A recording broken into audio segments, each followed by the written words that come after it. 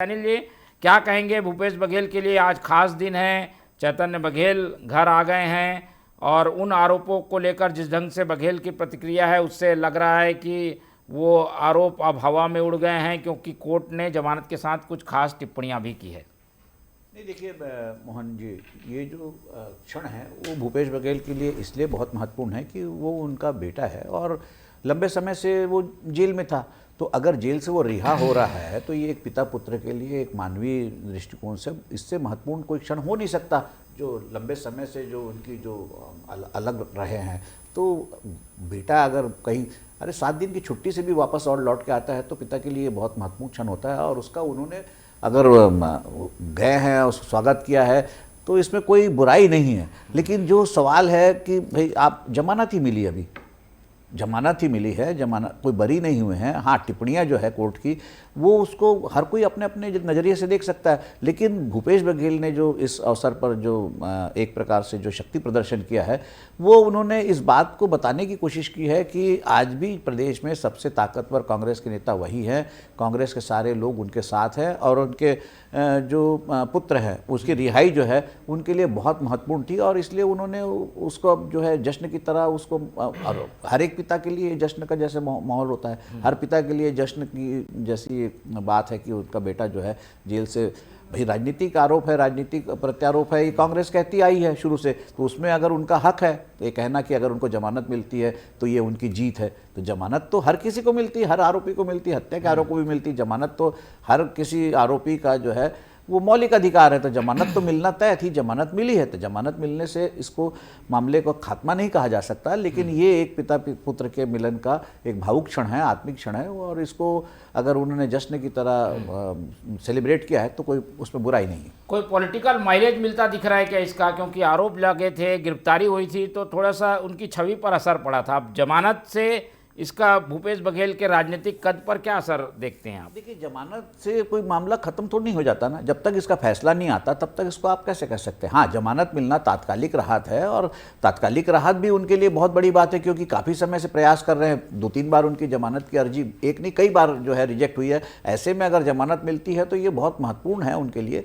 और इसका political mileage का आप अभी से क्या कह सकते हैं? अभी तो चुनाव है नहीं प्रदेश में, तो इसको पॉलिटिकल माइलेज इसका क्या होगा? हाँ, एक बात जरूर है कि इस बहाने कांग्रेस जो है, जो बिखरी बिखरी नजर आ रही थी, हर मामले में टूटी टूटी नजर आ रही थी, वो कम से कम एकजुट होकर दिखी है। और एकजुट होकर भी जो दिखी है तो वो कांग्रेस जो है वो सीधा सीधा भूपेश के नेतृत्व के नीचे दिख रही है। उसमें ऐसा लगता है कि बाकी जो दूसरे धड़े हैं वो सब गौण हो गए हैं। अकेला भूपेश जो है वो एक शक्ति, जो पावर सेंटर की तरह कांग्रेस के उभरे हैं।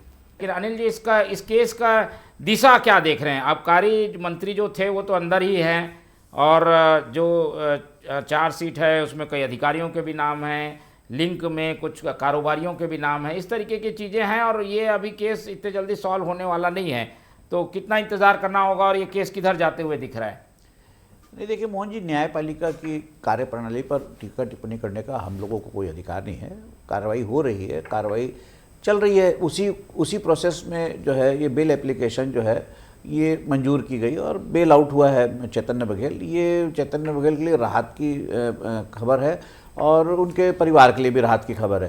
लेकिन जो है इस मामले में इसमें कोई शक नहीं कि देखिए, ना केवल कवासी लखमा, बहुत सारे अफसर भी इसमें जो है जेल में हैं, और बहुत सारे जो है तथ्य जो है ईडी ने रखे भी हैं। अगर ऐसा नहीं होता तो ना केवल चैतन्य बघेल को बल्कि कवासी लखमा को और भी जो लोग हैं उनको भी जमानत मिल जाती।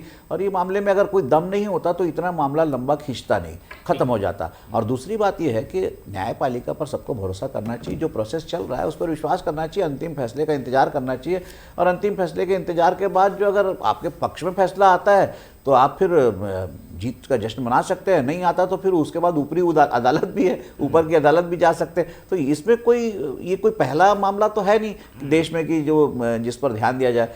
चल रही है प्रोसेस, चल रहा है, प्रक्रिया चल रही है। लेकिन हाँ, एक बात जरूर है कि जो इसमें जो जब्तियां हुई है, जो संपत्तियां जो सीज की गई है, या कांग्रेस का जो सुकमा का जो भवन, कांग्रेस भवन सीज किया गया है, और बहुत सारे तथ्य हैं जो ईडी ने रखे हैं, और ईडी की चालान जो है चालान जो पेश किया है, चार्जशीट जो पेश की है, तो उसमें जो तथ्य ईडी ने रखे हैं तो उसका तो काट जो है कांग्रेस के जो है अधिवक्ताओं को ढूंढना पड़ेगा, तब जाकर बात होगी। न्यायालय तो देखिए, न्यायालय चलता है साक्ष्य पर, न्यायालय चलता है ये भावनाओं पर नहीं चलता, न्यायालय साक्ष्य पर चलता है। अगर साक्ष्य खिलाफ जाते हैं तो फिर फैसला खिलाफ ही आएगा, अगर साक्ष्य उनके फेवर में है या कोई ठोस जैसे कोई मामला नहीं बनता तो फिर राहत मिलेगी। और देश की न्यायपालिका पर सबको गर्व होना चाहिए कि वहाँ दूध का दूध पानी का पानी होता है। अगर ऐसा नहीं होता, न्यायालय अगर पूर्वाग्रह से ग्रस्त होते तो फिर तो चैतन्य को बेल भी नहीं मिलना चाहिए था।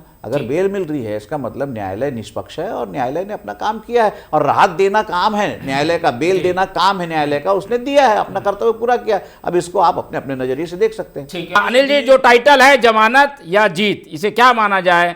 इसे जीत के रूप में जो पेश किया जा रहा है ये कितना सही है? नहीं, देखिए अभी तो सिर्फ जमानत है, ये जीत नहीं है। जीत तो तब होगी जब फैसला आएगा। आप आधे अर्ध सत्य है, ये अर्ध सत्य को आप पूरा सत्य नहीं मान सकते। ये आधी जीत है, आधी राहत है, ये पूरी जीत नहीं है ना, ये पूरी राहत है। जब पूरा फैसला आएगा, अगर बाइज्जत बरी होता है तो वो पूरी जीत होगी। अभी हम न्यायालय की जो जमानत को उसको जीत करार देके न्यायालय के फैसले को प्रभावित करने की कोशिश नहीं कर सकते। न्यायालय ने तो अभी सिर्फ जमानत दी, न्यायालय ने तो अपना फैसला अभी तो प्रक्रिया बाकी है। तो जब जनता पे क्या इम्पैक्ट पड़ेगा? जनता तो सोची कि बाहर आ गए, बच गए। नहीं, मेरी बात मोहन, ये है ना, अभी जो परसेप्शन है ना, अभी कोई परसेप्शन नहीं बन सकता। जनता होशियार है, जनता को मालूम है जमानत क्या होता है और बरी होना क्या होता है। दूसरी बात, अभी हमारे प्रदेश में कोई चुनाव नहीं है, इसलिए यहाँ पर परसेप्शन की कोई बात ही नहीं। परसेप्शन तो आजकल घोषणा पत्र के बाद जारी होने के बाद बनता है। ठीक है।